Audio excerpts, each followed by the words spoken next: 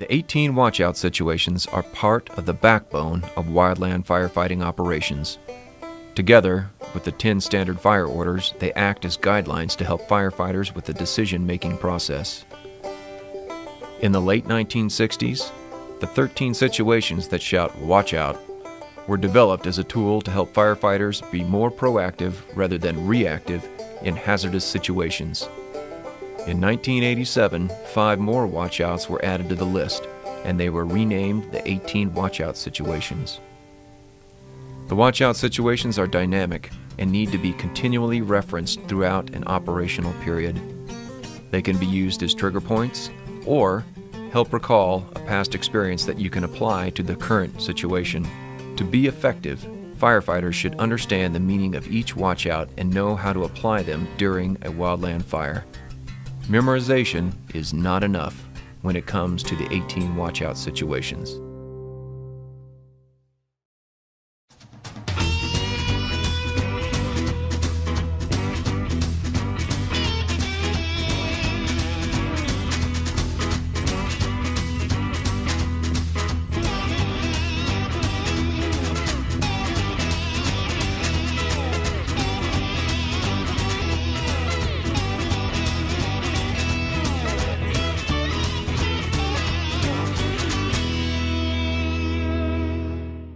It was 04:30 and the captain was not happy. An hour before, he woke up to a phone call from the district ranger. The ranger told him to round up some engines and head out to a reported lightning strike fire spotted by a lookout.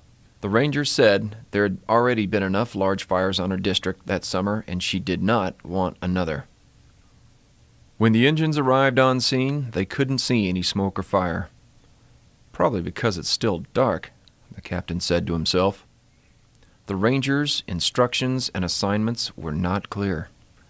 She told the captain to go find the fire and they would decide what action to take later. The captain and the other engines had arrived from different states just yesterday, so they were already unfamiliar with weather and local factors that influence the fire behavior. And now they were in country not seen in daylight. What a way to start the day, the captain mumbled. The captain introduced himself to the firefighters and told them to split up and hike around to try and find the fire. He realized the firefighters were uninformed on strategy, tactics, and hazards, and safety zones and escape routes had not been identified. But he wasn't going to waste their time with those until he knew the fire location. Around 1 o'clock, the weather was getting hotter and drier. The captain finally saw the smoke coming from the bottom of the drainage. Because of the difficult terrain, he couldn't see the main fire and wasn't in contact with anyone who could. And he had no communication link with the other crew members as well. The fire had not been scouted or sized up, so he decided to hike down and take a look. When he got down there, he was relieved to see the fire was small, in the shade, and just smoldering. The captain was tired from the long morning, so he decided to have lunch and take a nap near the fire line before he started to mop up. The captain woke up to a fire that was now very active. The wind had increased and changed direction, fanning flames. He needed help. Luckily, he was able to contact some firefighters who were back at the engines located on the road above him.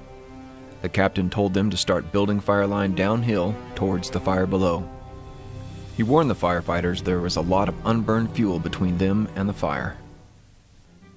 He started attempting a frontal assault on the fire, but the fire was more than he could handle going direct.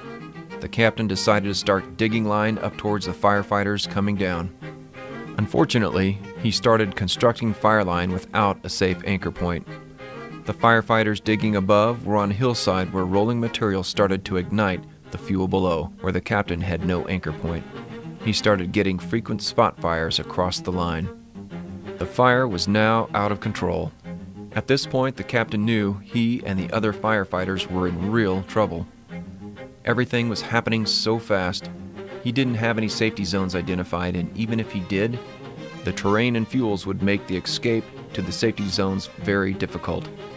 He frantically contacted the firefighters digging down the hill and yelled for them to pull back to the engines because the fire was racing their way. As the shocked firefighters ran up the hill, they could feel the heat from the wind and the flames at their backs. The captain was now surrounded by fire. He couldn't believe what was happening. Suddenly, the winds died down.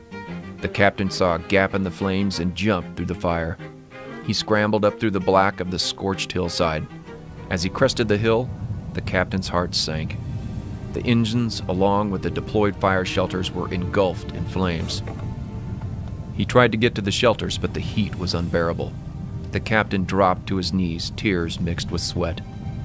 Thinking about the firefighters, his mind filled with guilt and grief. He'd been careless with their safety, and now they'd paid the ultimate price for his mistakes. The nightmare had become reality. Then, out of nowhere, he heard voices. He thought it was his radio, but when he turned, he saw firefighters rushing through the smoke towards him. They had not been inside the fire shelters. The high winds had ripped the shelters from their hands. The firefighters grabbed the overwhelmed captain and led him down the escape route to the safety zone the firefighters had established prior to the blow-up. Looking back, the captain realized he took the 18 watch-out situations for granted. He vowed never to forget the lessons he learned that fateful day on the fire line.